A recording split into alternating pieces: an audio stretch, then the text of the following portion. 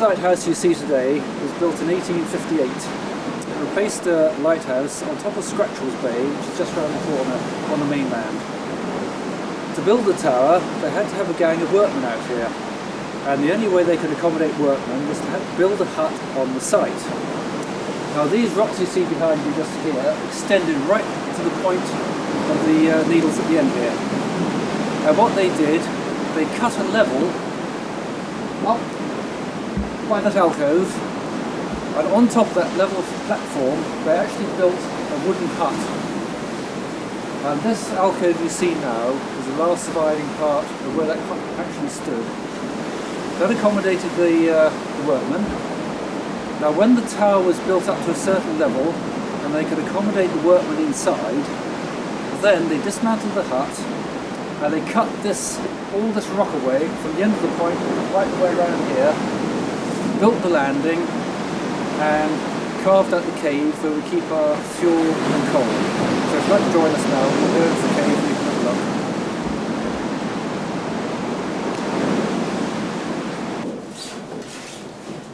Right, well here we are in the cave, and this was hewn out of solid rock, the only concession being the brick-built coal bunker which we have here. And on this wall here you see we have the hooks with the mooring chains and the ropes, and of course the lifebelt.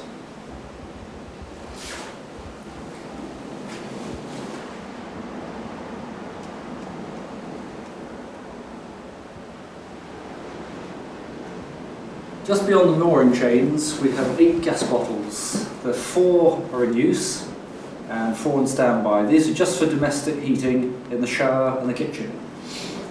In this fiberglass tank you see here was a paraffin, and when I first came here in 1982 we had 2 paraffin-fired Electrolux fridges up in the service room. They've long since gone. The other 5 fiberglass fuel tanks all hold PGO. There's 6,200 litres of it.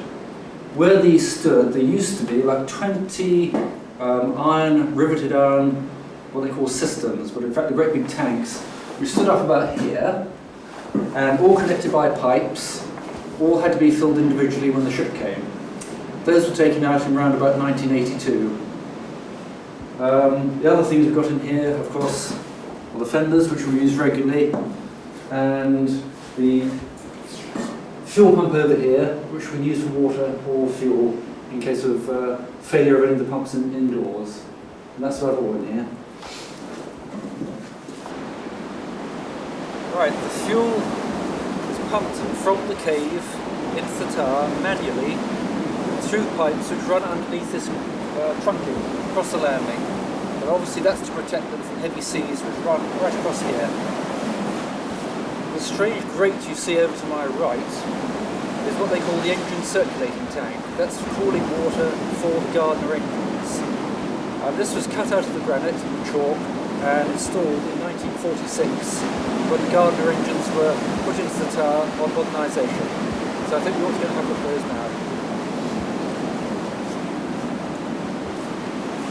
now. Right, before we go into the engine room, I'd just like to point out 1 or 2 parts of the history of this tower. The lower floor, which we're going into, was created an engine room in 1906, and they fitted 2 3.5 horsepower vertical oil Hornsby engines, just for some compressors. Now the original floor level of that engine room was here, this step, and there was a door fitted into this door frame which you see, which still exists, and there were double doors with glass framed tops to them. Right opposite this door, over there, were 2 other double doors which led into the engine room. In 1946, when the place was modernised, they fitted 3 L2 Gardner engines and raised this floor by another stone to bring the floor level up to accommodate all the pipe work in the engine room. And of course this is the step we use today. Right, having said that, we'll go to the engine room.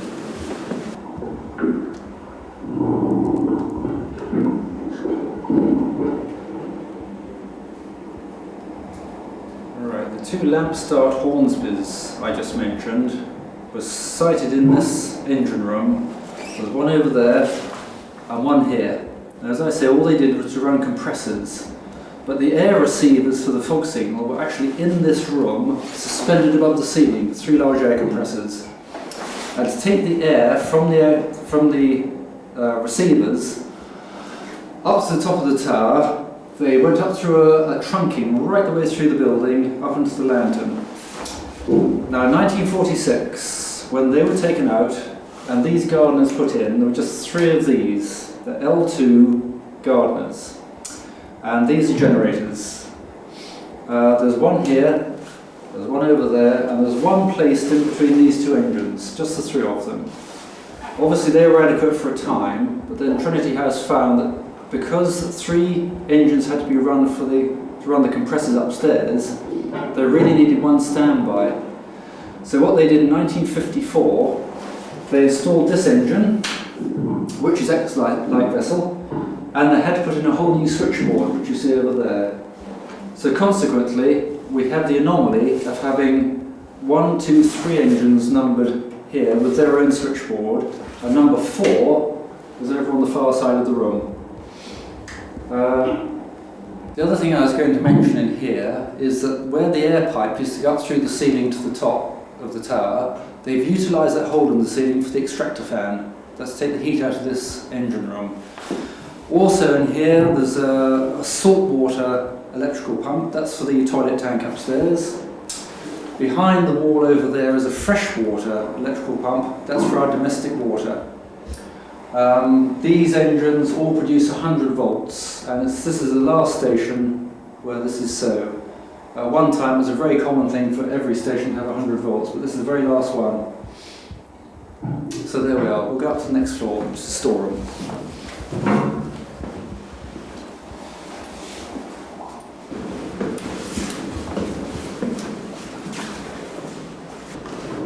Here we are in the storeroom, and this is where we hold most of the station stores.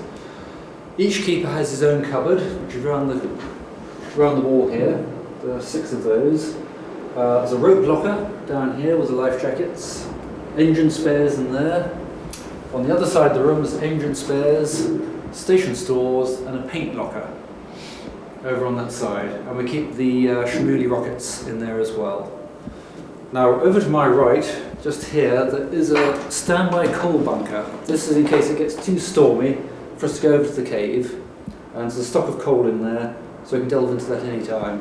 Because it must keep it topped up, that's most important. The only other thing here which I'd like to demonstrate, obviously, is the trunking, which came through the hole in the floor, famous hole which I just mentioned.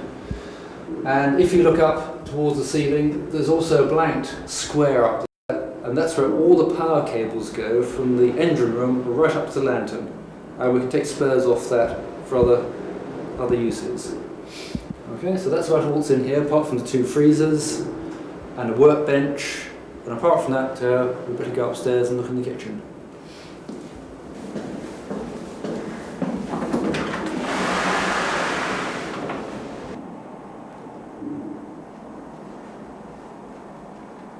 Alright, here we are in the kitchen, and this is really the nerve centre of the whole tower.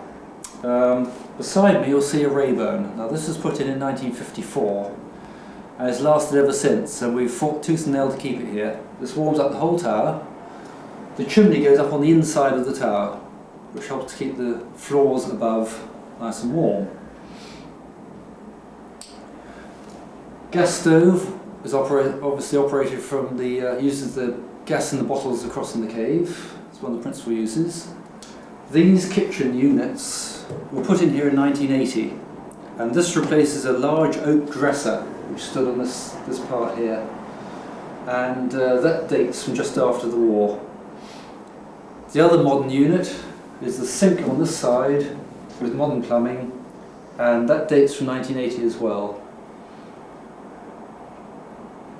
Before the Rayburn was put in, we had across here one of the good old Trinity iron stoves with a large iron canopy which came right over like that. And it was one of the black stoves with a Trinity crest on the oven door. We removed this cupboard a short time ago, and behind here you can still see traces of the canopy in the paintwork.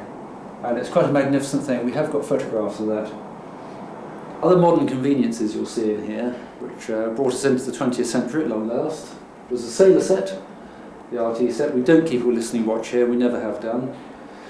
There's a music centre underneath the worktop, and that was donated by the Leamington Yacht Club many years ago, about 10 years ago actually. Beyond that is the Park Air, the ground-to-air receiver for the helicopter.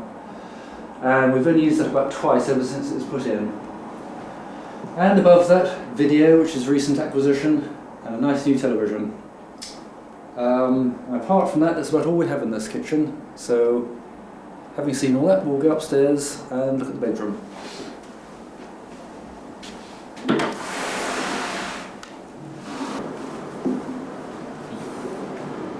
This is the bedroom. And here you see we have 4 fitted bunks. These ones here. At one time, they were varnished oak. They look very nice indeed. Between the bunks, once again, you'll see this trunking coming right the way up through the tower.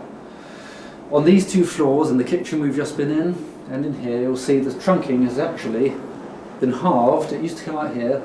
It's been halved and the two halves put together. That's just for the electrical cables.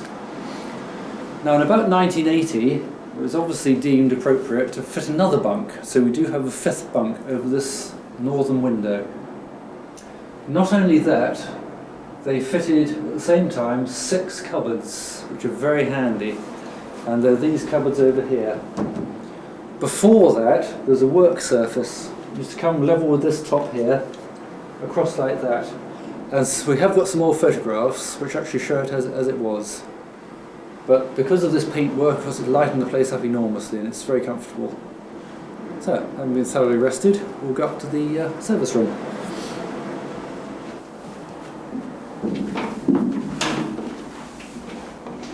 Right, here in the service room, interestingly enough, for the post-war modernisation, this panel here was where the lantern steps were. There's a large door, and they went up, round to the left, behind this wall. And where they stood is now the shower, which I'll demonstrate in a minute. And to my left, you'll find the last remaining original piece of that trunking I've been mentioning right the way out through the tower. Varnished wood. This is what the bunks used to look like.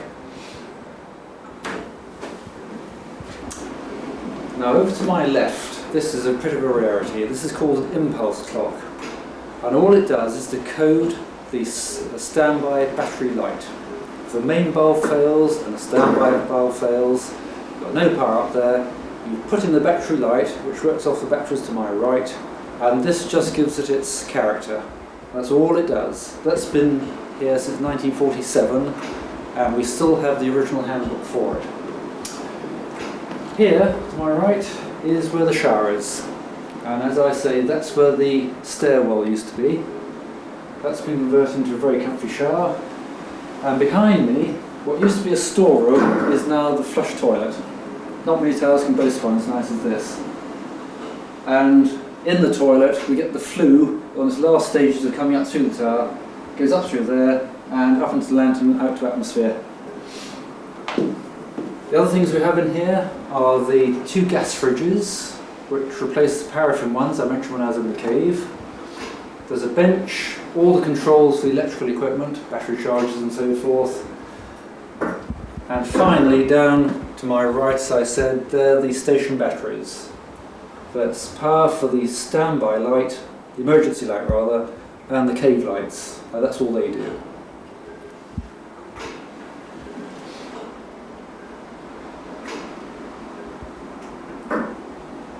On this side of the room you'll see this lovely glass cabinet. These were quite common in towers at one time. We used to keep all the mantles in there and the parts for the oil lights, or the paraffin lights, IOBs, call it what you will. I have my doubts about the parentage of this because the diameter on the back of the cabinet doesn't quite fit the wall behind it. I don't think it's purpose-built for this tower. It may have come from somewhere else. Another very interesting point, which we only found out about a short time ago, is this little rack here, and this little hook in the wall. And we couldn't make out for ages what this thing was. But anyway, this is for a brass curtain rail. That's all it is. And this rack, it looks much like a pipe rack, the 4 holes in the top here. They were to house the bolts, the window bolts, which you see that I'm pointing to now. And in the old photographs, it actually shows it being used. Where these steps are, where I'm standing now, this is where the old pressurised tanks were for the oil light. There's one here and one beside it. And there again, we have a lovely photograph of one of the keepers from the turn of the century actually standing beside them. This was put in, once again, 1946. So you can imagine what the place looked like before then. So from here we go up to the lower lantern where all the compressors are.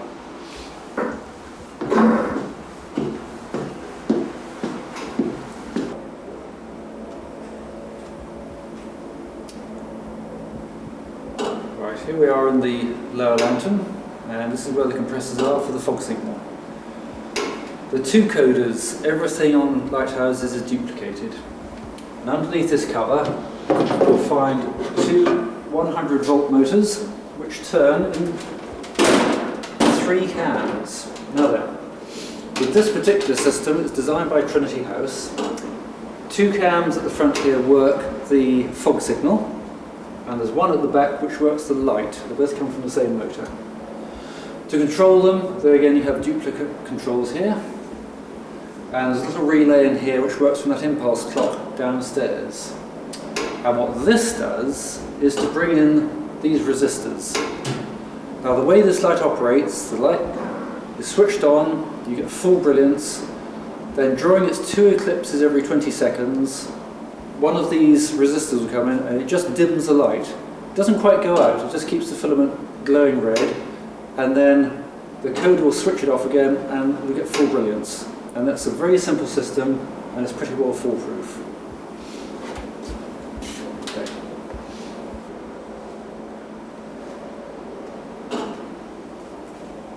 Now the compressors you see over here are duplicated once again. We use them alternately. They're electrically driven, they're hydrovanes, and these replace 2 Reval compressors, which stood on the same bed, but unfortunately one which blew up one night when it overheated. And we got showered with rusty water, oil and everything else. And these were later pretty quiet anyway.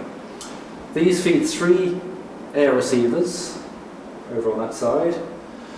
And the fog signal works at about 35 pounds per square inch, which doesn't sound very much, but you need the capacity in these air receivers to give you your fog signal.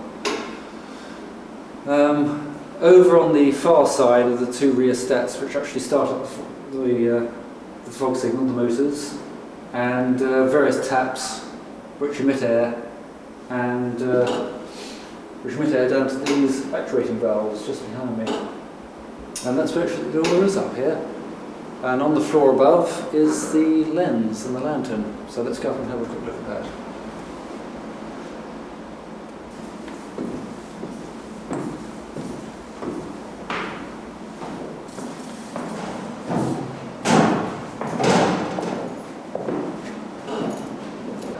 Now in 1942, the Luftwaffe came over on a bombing raid.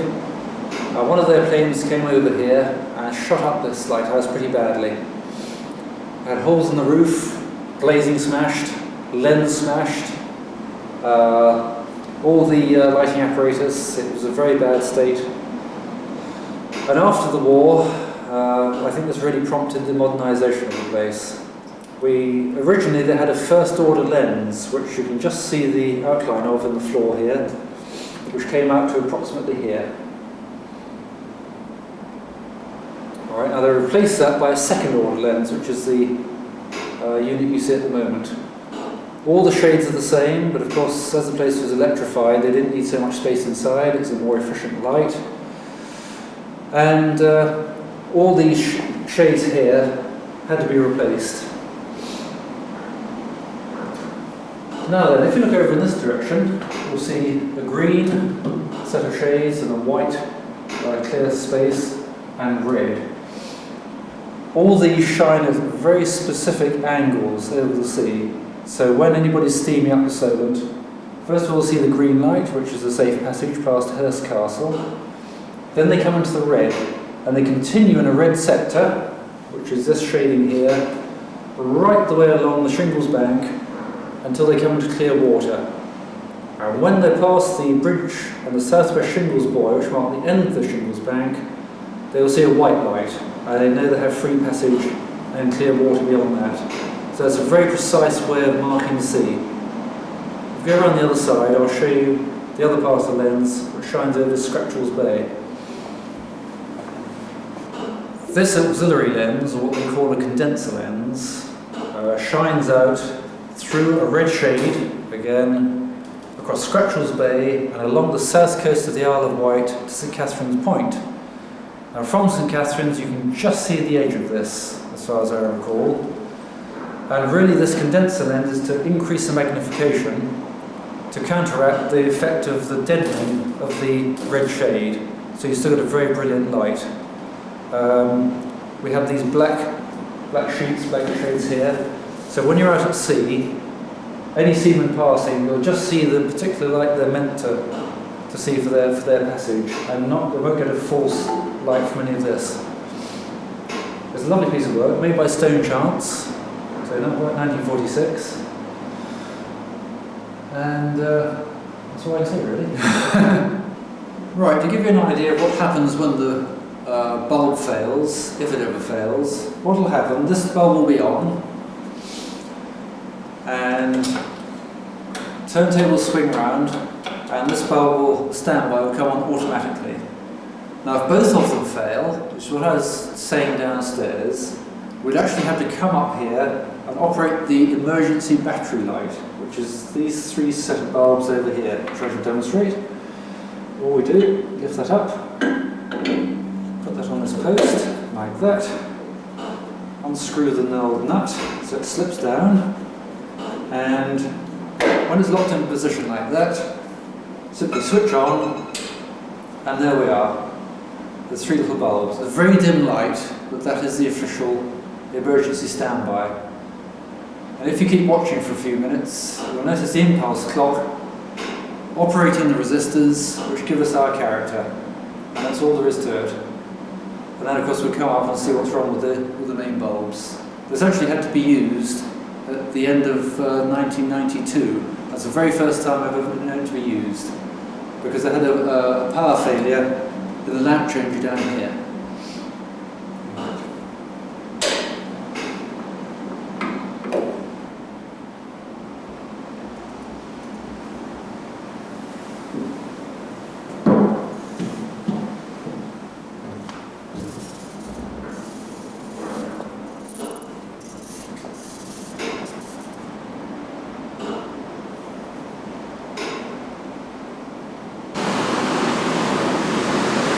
These are one of a set of Super Typhon fog signal emitters, worked by compressed air. And obviously these work from the air tanks you saw inside. They were put in the late 1950s, early 1960s, and they replaced the reed fog signal, which used to poke up through the top of the lantern roof, just above where I am now. And they came out in those days in a couple of very tall trumpets sticking out the top of the roof. And if you look at some of the old postcards, you can still see how they were. Now right behind me, to build this helicopter pad, they had to demolish a rather nice granite parapet, which left a gallery of about so wide, and the actual parapet, there again, was about 1 or 2 feet thick, and that stood about this high. And that's beautifully sculpted. When they came to knock it down, they found it was such hard granite, they kept getting through their drill bits. And in the end, they had to order some special bits from ashore, and it took them days to actually demolish this lovely old parapet. All the chunks of it, unfortunately, they just chucked in the sea. But we'll skip over that.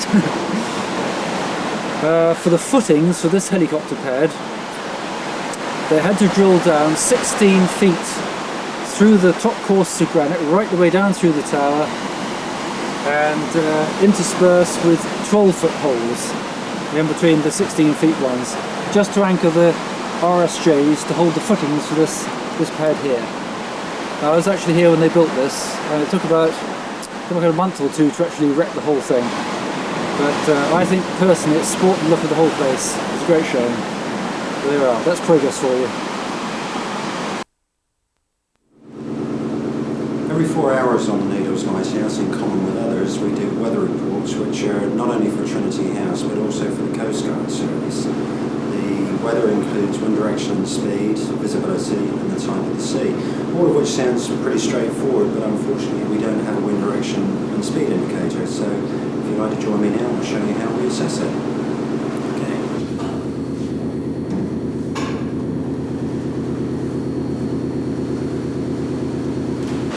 Right, well we're now out on the Lantern Gallery, and what we want to find out is wind direction. So we're going to walk around the Lantern Gallery until we find the eye of the wind, i.e. no wind. From that point, whichever way you step, you're going to find wind, so you know that that is the wind direction. So I'm going to walk past the camera and go find the wind, okay? Right, well this is the eye of the wind, and as you can see, no wind, or virtually no wind blowing me, but one step forward, and the wind's blowing my hair, and take another step back, and we've got wind blowing me here. Painted on the side, cardinal point northeast. We've got a northeasterly wind. The force is a guesstimate, educated guesswork. After 22 years of doing it, I reckon it to be about a force 3. And the visibility we've got here, about 1.5 miles at the moment, just on the point of whether to start the fog signal or not. Okay, so we're now going to put that in the logbook. Okay, well this is the Lighthouse Journal, in common to all manned lighthouses. So what we want first is the external temperature, which we've got over here, which is a bracing 35 degrees. Okay, so about 35 degrees. Pressure steady at 30-48 at the moment. And the wind direction northeasterly, force 3. And the weather conditions we have at the moment is part cloud with haze, and we have to log the visibility of the Bridge Buoy, the Southwest Shingle and the Hurst Castle Lighthouse. Well, we've got 2 out of 3. We've got the Bridge, the Southwest Shingle, but not the Hurst, so that gives us our visibility of about 2 miles. And sunset tonight, putting in the light, 2nd January, 1609. And there we are. Now that's done for Trinity House, and very shortly now we'll have the Coast Guard ring up, and that's the information I shall give them from that. So that's that done.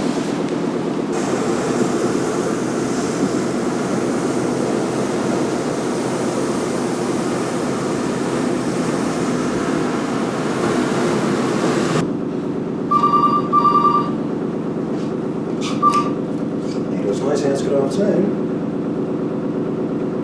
Yes, of course you can, yes. At the moment we've got a northeasterly, force 3, visibility hazy 2 miles, and we've got a slight sea with a southerly groundswell. Okay then? Right, okay then, speak to you again soon. Bye-bye.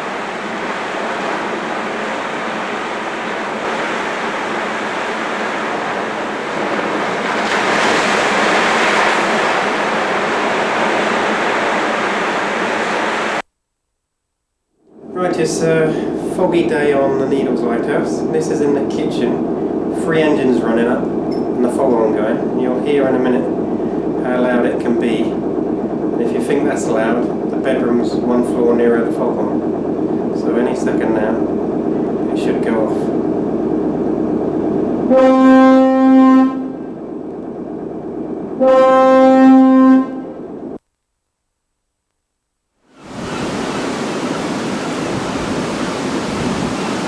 Right, this was the Norwegian style emergency fog signal which was in use in case the main machinery broke down. It was supplied to many tower ops, but I've never known it to actually be used in earnest.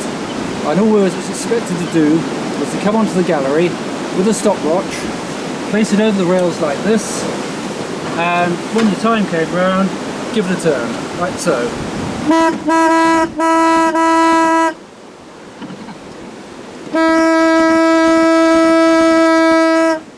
We reckon the range of that's about 100 yards, which is not really very good, but now you've actually seen the thing demonstrated.